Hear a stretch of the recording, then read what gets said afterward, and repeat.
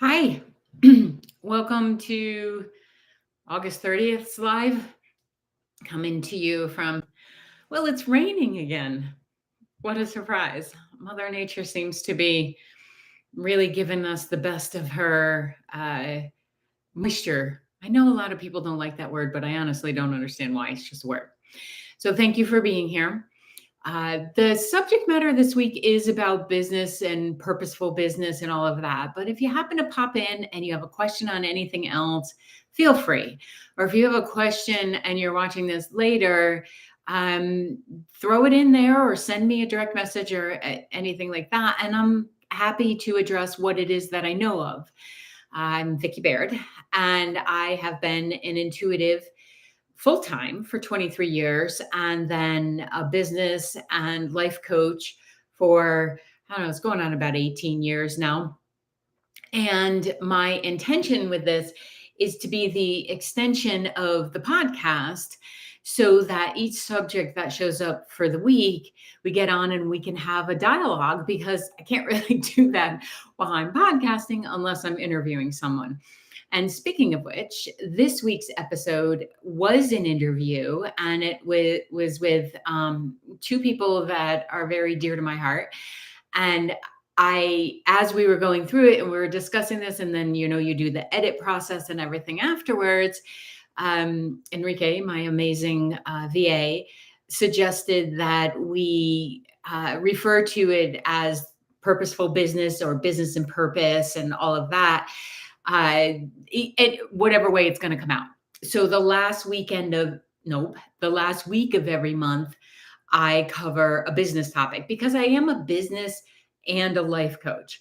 And that started because of my love of business. I actually enjoy systems. I like numbers. I like feeling out the dynamic of the participants that are in business because a lot of the times in our work environments, we tend to forget that we're people, right? And you're working with people who are still working through their own emotional debris. And we may be showing up as adults and we may have the W-2 and the proof that we can work. Sorry, my nose is so itchy right now. I cannot ignore it anymore. The beauty of life. And we tend to forget that most of us are still walking around with our child self. And most of us are still walking around with a child self that has not been heard or has not been witnessed or seen or communicated with. And then still another portion of us are walking around not even aware that that's a thing. And I see it in every business that I work with. And I get to work with the CEOs and I get to work with like human resources and I get to work primarily with the business owners. And that's my specialty because I see those that forget who they are the most are the business owners because you get into it and you somewhat become your business, especially if you are your brand. Like the skill set, like for myself, my intuition is what created my business. I never intended to be in business. I was really good at helping other businesses clear up their accounts receivable and create systems in healthcare billing. And I loved it. I loved it so much. I would probably still love it today, truth be told. And it has always stayed within me. And for years, what I did was the intuitive reading, the mediumship reading, and it became not as exciting for me because I love the intricacies of business. I love planning. I go about it a different way because I don't believe in cookie cutter for anything. I don't believe in cookie cutter for business, and I don't believe it for each person because we are unique. Every one of you has a soul that came into your human body to express who you are. Mostly through love, but that can be challenging, especially when we're hit with challenges. So I believe that each unique person brings that to our world. And then if you have a business, you not only bring that into the environment of work, you bring that as an entity of your business. So every business has its own soul and life force energy. And often when I'm working with business owners, it's because they came to me as an individual because they were feeling less than thrilled with the work that they're doing. And I this can come about because of losing a sense of purpose. And I want to clarify that when I talk about purpose, I am not doing that. I'm going to be polite here. Uh, Self help mumbo jumbo that you are here to know what your life purpose is. And if you don't know what that is, you completely failed. That is so not true. It's so not true. It's just something to sell books. It's something so that someone who thinks that they've lined up with their purpose or their passion can kind of brag about it. That's what I've experienced because to know your purpose in life is to know self acceptance. Every one of us is here for that same journey. We're just all going to take different roads. We're going to take different experiences and have different relationships in order to arrive there. And most likely several hundred lifetimes, not just one or two. Now, it's true that you can completely line up with your passion and know what it is to feel like you provide a purpose or you feel purposeful. But don't put the pressure on yourself of, well, if I don't know my purpose, I'm a failure. Your purpose is self acceptance. Got that? Good. Now you know what to work on. What you can add to it is perhaps creating work or art or connection or um, science or whatever the brilliance may be that is you. So when I'm working with business owners or the CEO, I want to know who they are because it does not help me to just come in and look at the business structure. There are plenty of coaches who are amazing consultants who can do that. My role is to help everyone connect to themselves so well that you end up creating purpose in your business. And that purpose is being kind. That purpose is a service that is helpful. That is providing connectivity, that is sending a message of dependability. So I have worked with law enforcement, and one of the most stressful assignments I had, to be truthful. But it was also one of the most endearing because I had to help these lovely individuals who put their lives on the line every freaking time that they show up for duty. And sometimes when they're not on duty, because they're still scanning and doing all of that. And I had to remind them that they were here for themselves first and then to be of service. And what does that mean? What does it look like to actually consider yourself? Because if you are in business or you are working or you are the one who, I don't know how you do this, but you manage the household and your agreement is that you will get the kids everywhere and you will have everything flow. Hats off to you. Could not do that. No matter what it is, remembering that you have to exist first will bring more purpose, will bring more joy, more love to whatever it is you have to do. Now, I've had jobs that sucked big time that I didn't love and that you do or that I did for a certain period of time because I had to pay the bills. I had kids to raise. But I believe that we can bring a sense of ourselves. And once we do this, to each position or business that we are involved in, invested in, or work for, and that then raises the vibration of said organization. So obviously, I am not the person who's coming in if somebody wants a clear cut marketing plan to move to this, to this, to this, or to be an actual Jack, you know what, fill in the last word, um, to the employees. That's not my style. But if you're looking for someone who can see through the BS, that's a specialty. But also wants to help raise the energy by coming up with systems, better communications, and having an understanding of what is this business anyway.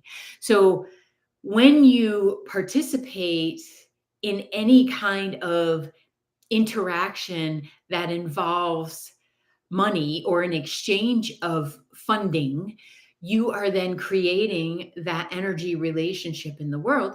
And we just want it to be integrous. We want it to have a, a gift of purpose. And the people that I talked to for this week's podcast, Robin Carlin and Mary O'Neill and Ellie Glass was in there too. And then a couple of the horses and a couple dogs.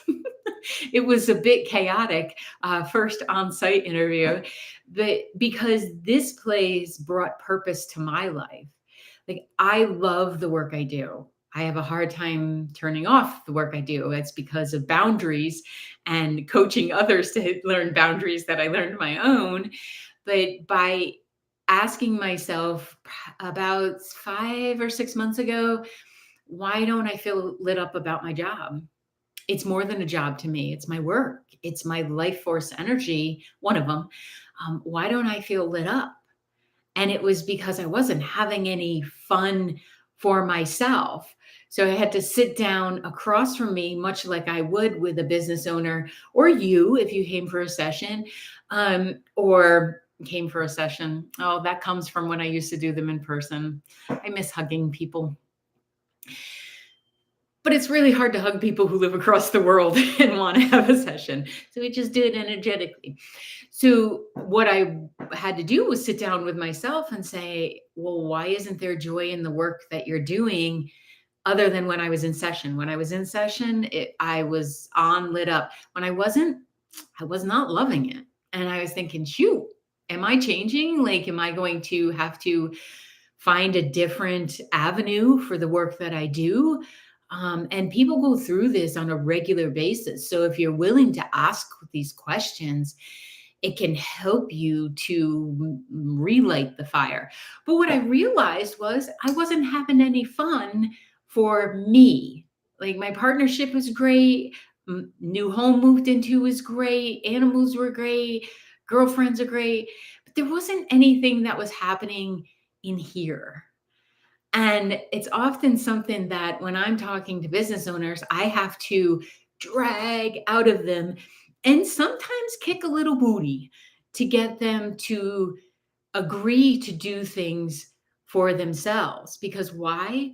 When you feel lit up and you feel connected, you offer this to others and you do it naturally, and there's no resentment. And I realized just not having any fun for something that I'm interested in. So, behind the scenes to this week's podcast, I go to the farm because Mary is my niece, and she asked me to come down and do some animal communication with the horses.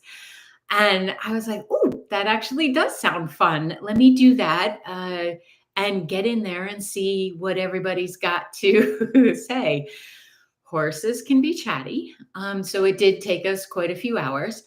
And then I felt good providing that service and was lit up for the rest of the day and thought, this is fun. I haven't done this in a really long time other than my own animals. And it was a few weeks later that I thought, you know what? That was for me. I know I provided a service.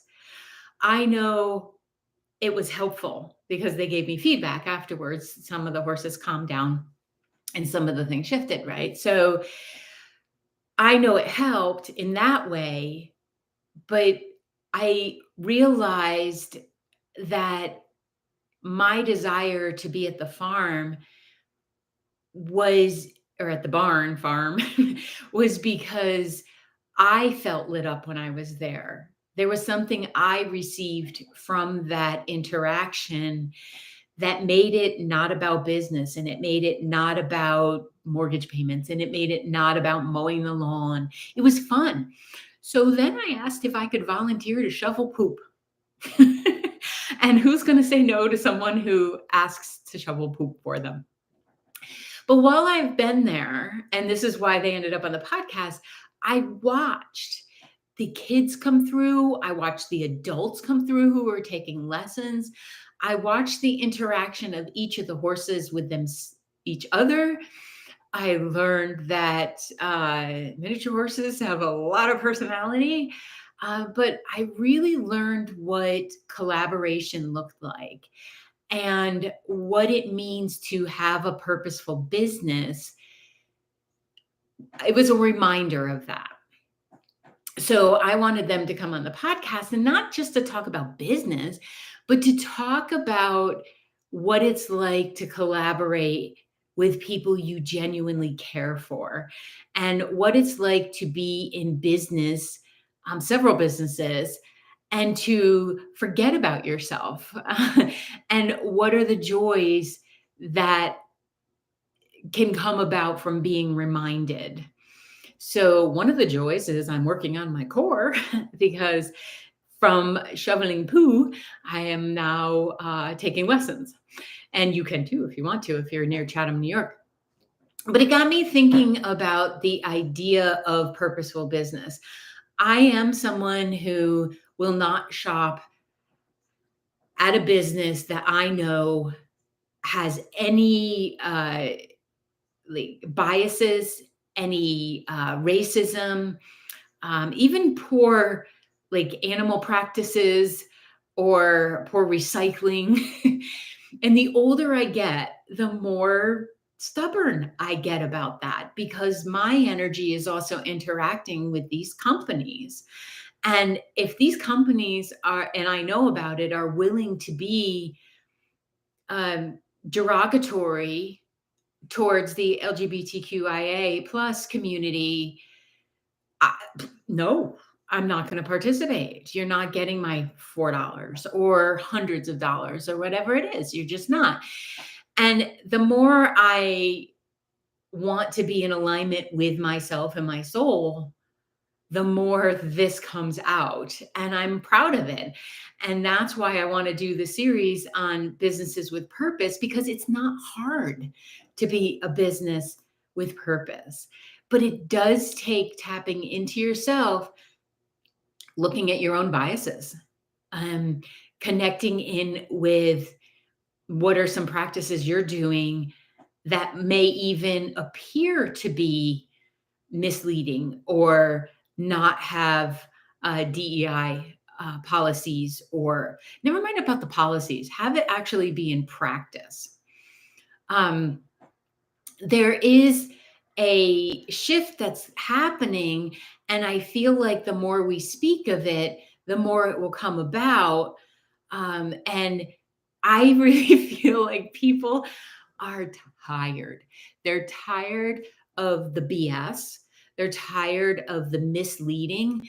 You know how like someone will present themselves to you, but you can intuitively feel who they really are. This is true of businesses too. And you just need to tap into that. And the more aware we become, the more we can influence it too. So I'd like to encourage you to do that. Oh, Jessica, hi. Perhaps a paradigm shift in the coaching and spiritual development industry. About a year ago, I started feeling a shift for me and others being less inspiring than it was in the past. The work that you were doing being less inspiring than it was in the past. I'm reading from that. There is a big shift. And yes, spending some time with ourselves in isolation, or I can't, isn't that terrible? Lockdown. I couldn't remember the word. I think kind of push that forward a little bit, but mostly I believe in people. And I believe we're raising the frequency of our earth, of our universe, the more we commit to things in our own circle, and then it will go out to have this ripple effect. And there is a lessening of joy in like what we used to do. And that can be really confusing and it can be challenging for people. I was talking to a new acquaintance, but an old friend of another acquaintance this weekend, and his life has dramatically shifted. And he joked, "Well, maybe I need you." And I said, "Well, I'd be happy to work with you, high achiever." And he goes, "I'm not a high achiever." And I'm like, "I think you are, in order to arrive in the place you are in. And you're learning that the achievement has to come from within and not externally any longer." And he's like, "Oh."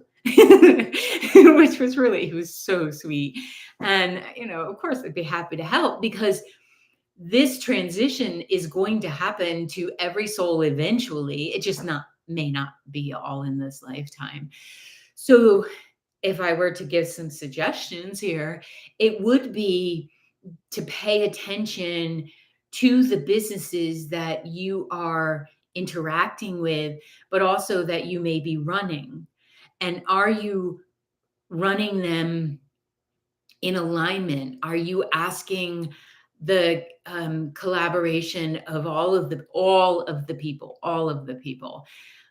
Some of the people that don't get asked are the ones that have the answers to it, because they sit back and they watch everything. And yeah, it can be said that it's their responsibility to step up too.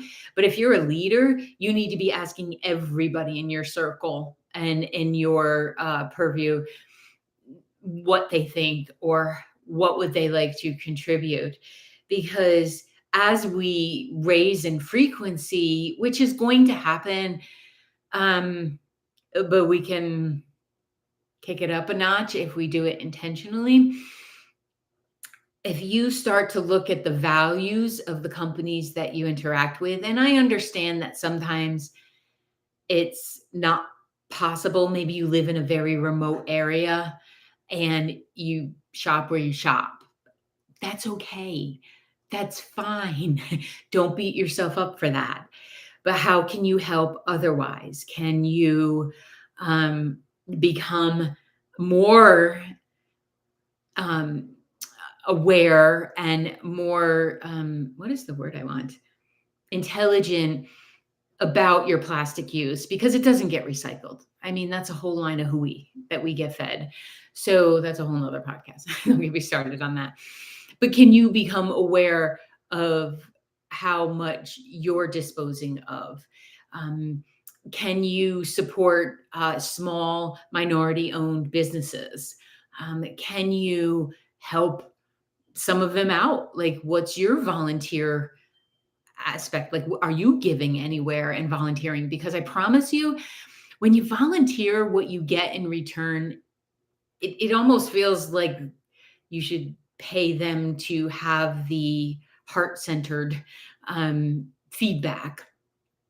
But if you become more aware of the values that the businesses that you interact with, and more companies, it will just serve everything. Let me finish a sentence for once. Um, and more companies are catching on to this. Okay. More are becoming aware that it can't just be a tagline. And the beauty of social media is being able to share information that we wouldn't have if we were all in our own, insular little circles, because we get that way. I mean, that's fine. So the more you become aware of who you're interacting with, who you're supporting, I really do believe the more the ones that aren't doing a great job at that are going to have to shift, because it will come down to the bottom dollar. And there are going to be those that are going to stand by their egregious behavior, and we just have to let them. You just let them. But don't participate in it, and educate people as much as possible. I had a conversation about a certain fast food restaurant that isn't open on Sundays, and someone I know uh, who is just a genuine person and a true ally was eating there. I called out the hypocrisy. I said, I just don't see how you could. I don't care how good the sandwiches or the French fries or whatever they serve there are. No, no, because that drop in the bucket can make a difference. And I don't want to be on a soapbox here, but people talk about wanting to be in alignment and rarely stop to ask, what the heck does that mean? What does it mean for me? What does it mean when I say I'm in alignment? Well, it must be your values and your beliefs. And I'm not here to say your beliefs are wrong. That's not for me to do for anyone. But if you're telling me that you want to be in alignment with caring and loving and and supportive interaction, and then the next minute you don't have the fortitude and strength within yourself to not go to that facility, then I don't believe you. I don't believe you're in alignment. Besides, I can see it intuitively when someone's not in alignment. Kind of looks like energy scoliosis. And it just takes constant adjustment, right? To be in alignment. We're never there full time. You can't be because there's a human experience that you're living. But if we want to have businesses that are purposeful, sometimes we have to guide them there too. But then we can also acknowledge when they are and support or give feedback or leave a review. Do something that will help someone else feel encouraged to be there. Um, we are a very innovative and adaptive species, but that also means that we have to be consistent in what we're paying attention to and how we are serving and how we are helping. There's a connectiveness that does exist throughout our universe and our energy field. And the more we acknowledge that, the more that you get in touch with what it is for you around yourself, the more you'll see the connections and how they line up with others. And you know what? The more fulfilling it is to be human. So, what are some of the things? I'm curious, and you guys can leave it in the chat there, or you can message otherwise, and I'll come back and follow up. Like, what's important to you when it comes to engaging with a purposeful business? What's important to you in running your business, if you're doing that? And if you're someone who's starting a business, like all these amazing people are starting their businesses on TikTok Shop and stuff. And I watch it with both the person who's been in business for 23 years and as the business coach, but also kind of like the one who wants to jump in there and save them from themselves sometimes. Like, I'll watch the process that they're going through and see where the ones that aren't going to be here next week, or maybe they'll make it a month, but then they're not going to be here after. And you can feel it in the energy. It has nothing to do with their products, has nothing to do with how lovely they are. It has more to do with, were they in alignment with their values, their identity, their mission, and then the mission of the business, because that's going to be something separate.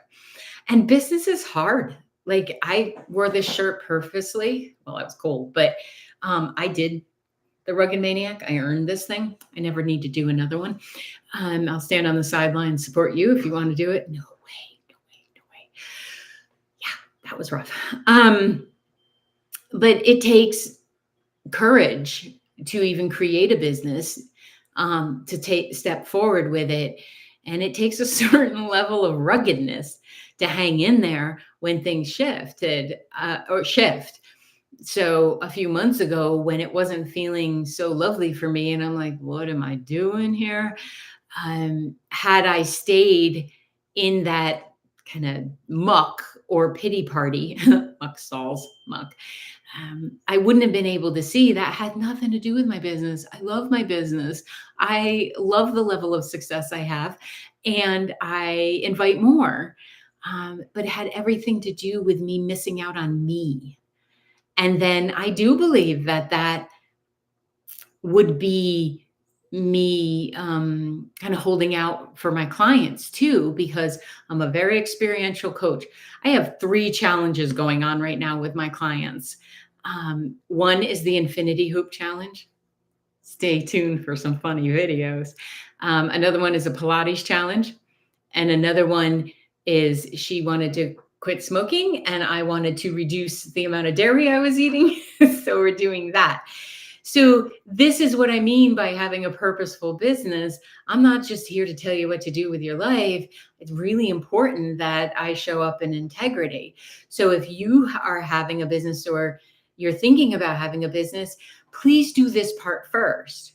Why do you want to have a business? Don't tell me it's about the money.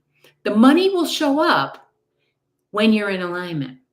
But don't tell me the money is leading it, because the shift we're also having universally is that it can't be about the money. The money can be part of the process and a wonderful part of the process. Thank you. We all deserve to be abundant and then to help others with that abundance.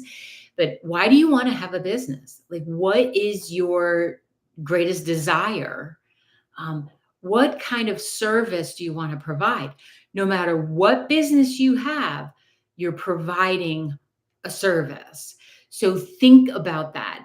You may not be face to face with people. You may never talk to your clients other than through orders. That's okay. But what service are you providing? How do you want to contribute to the greater whole? How do you want to be that little pebble that creates a ripple effect? And obviously, what problem do you want to solve? Is somebody missing something in their lives that they didn't know they needed until you come along? But you want to be connected enough to that larger picture, and then you can bring it in smaller, um, so that you can begin the steps and do the systems that I was talking about earlier. Companies that share gratitude for providing products, services, their employees, their customers, versus entitled in creating and offering the product, services, and having their employees. Ooh, hang on, we got the little heart thing that I could send myself in the way. Services and having the employees and customers. Um, yeah, that gratitude is important. I think appreciation. Gratitude to me is when you say thank you. Appreciation is when you show it. So companies that appreciate their customers, their employees, their providers, their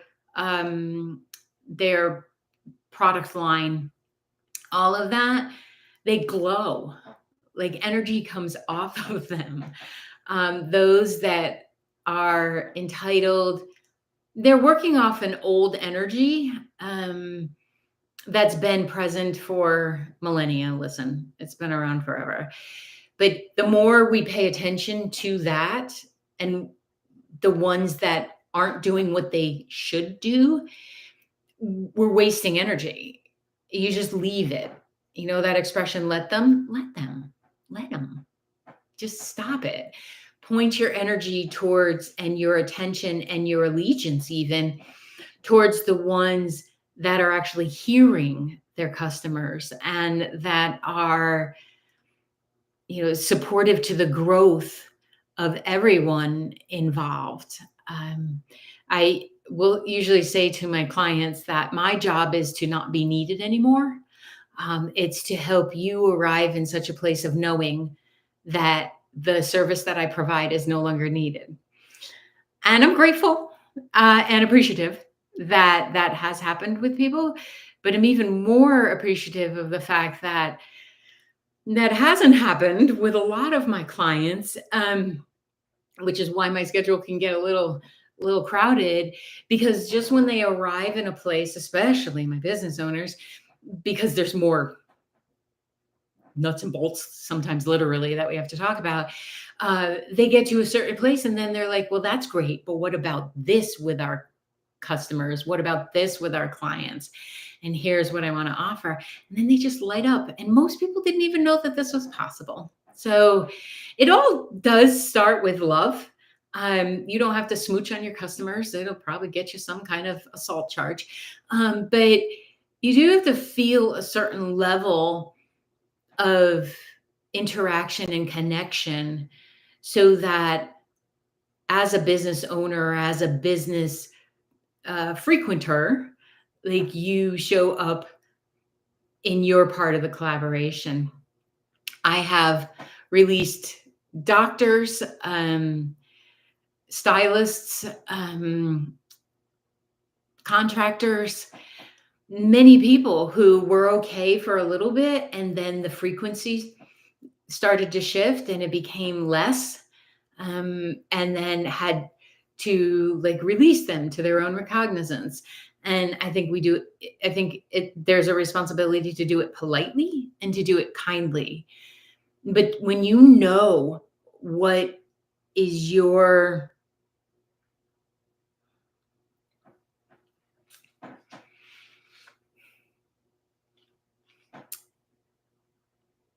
light, like, what is your, that's too basic of a word.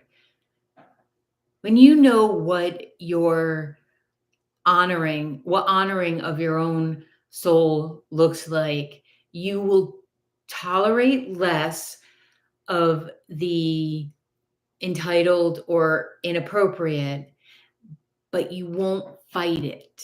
You will simply say, that's not in alignment. You can have a boundary, you can have a conversation, but then you'll just leave, because you realize your time is just too valuable. And the more we do this, like, let's start that, like, let have this go viral, right? This action. I'm not saying this video.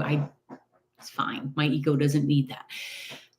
But let's have this action of really participating and supporting and connecting and being the businesses that do this, and have that go viral, so that we edge out the ones that are still working off the old behaviors, because there's always going to be knuckle draggers. We are always going to have those that don't want to evolve. It's the human condition. It's fine. You don't have to participate and you don't have to promote it, but it does take a little bit of courage in saying, no, I'm not doing that. Saying to your friends, I'm not eating there. I'm not shopping there. I'm not giving them my business. This does not mean do a trash campaign online, because that is a reflection of you, not the service that was provided. So I really do believe that we are capable as humans of living in a collaborative, appreciative, loving interaction, and allowing for that uniqueness to be there. I know we're capable of it, but this stuff does not come by waving a magic wand, taking a special pill, or sitting and oming for hours on end. It doesn't. That helps the energy, but action is where it is required. Like, we need to start acting. Erin, I think I provide a real connection with my customers. They know where the clothing I make is coming from, and they get to see how it's made. They also know they're receiving one-of-a-kind product, which I hope makes them feel special. You know that it does. Erin, pop a link into your store.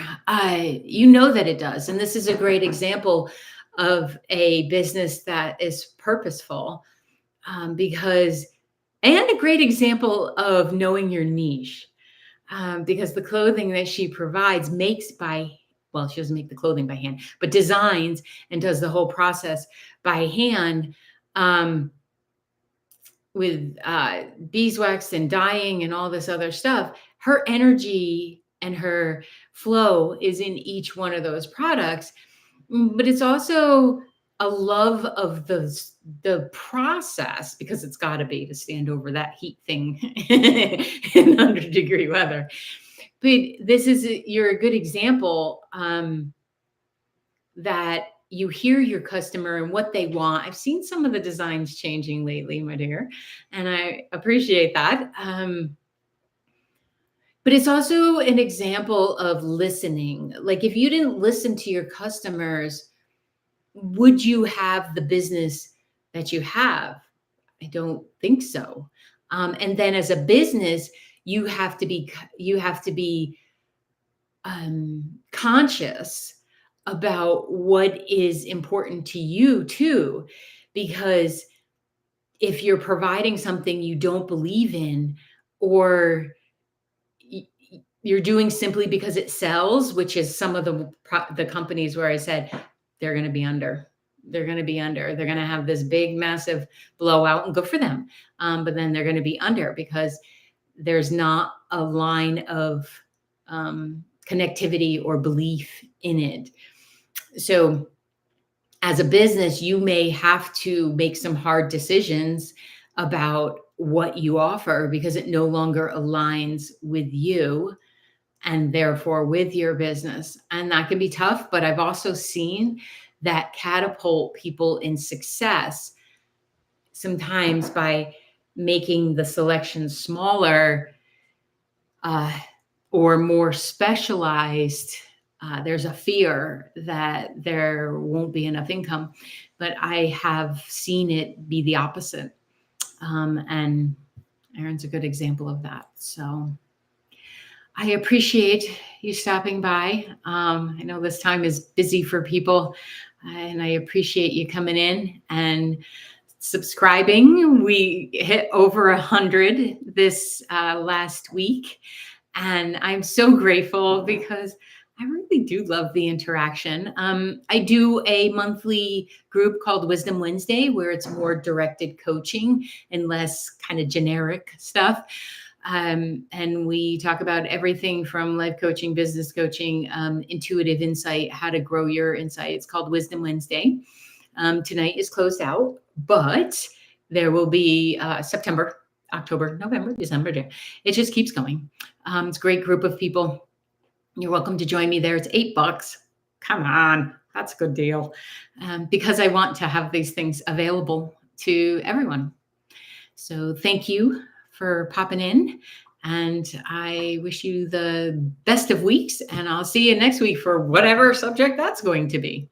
Take care.